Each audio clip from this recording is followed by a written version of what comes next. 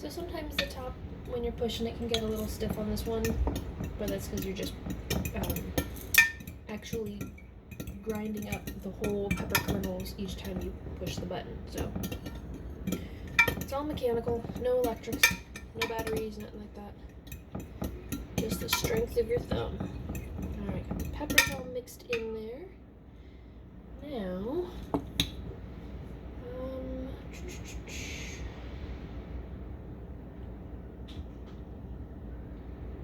alright, I am going to drain the green beans because that's a lot of liquid. And honestly, canned green beans are not my favorite. They are typically the most convenient. You just kind of keep them on hand,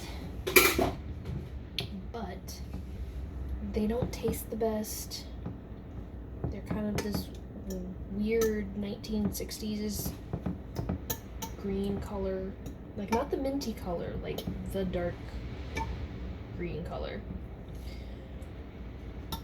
They don't taste as good as fresh green beans, which are the best.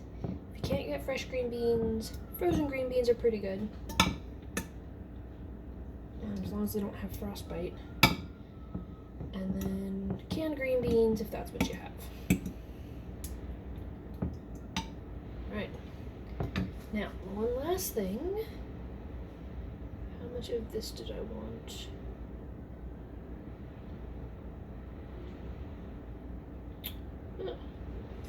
A cup and a third of the fried onions.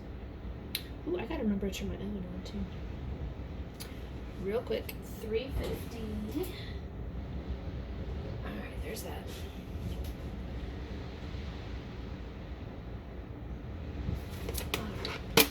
Alright, I'm just gonna kind of eyeball this. Who needs to measure every little thing? If you're cooking, it's more to taste. If you're baking, it's more of an exact science. Or part exact science, part to taste. You know, certain things like baking soda and vinegar. I'm not a big person, so. But I know that there are things that if you don't get the ratios right, then you don't get the right reaction that you want. Kitchen is basically edible chemistry class, which I think is really cool. So, but I'm more of a cook than a baker, and I don't make fancy dishes or anything. But I do love different flavors of food. I love experiencing the different textures and the way the different flavors play together. One of my favorite things.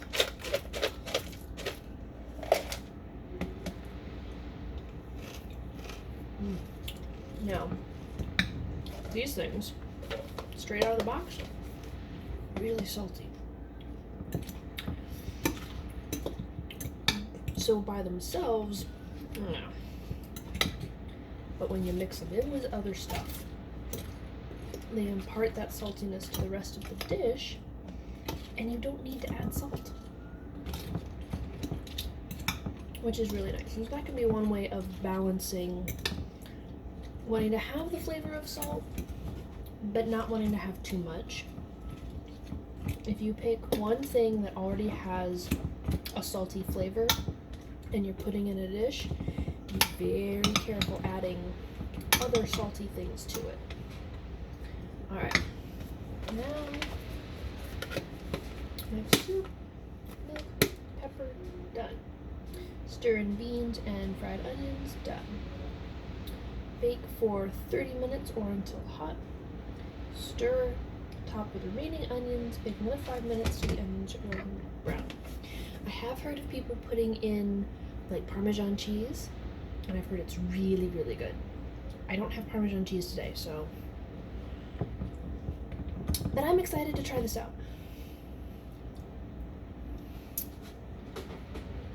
I'm gonna set that aside. I'm gonna move this on over. other side of my kitchen.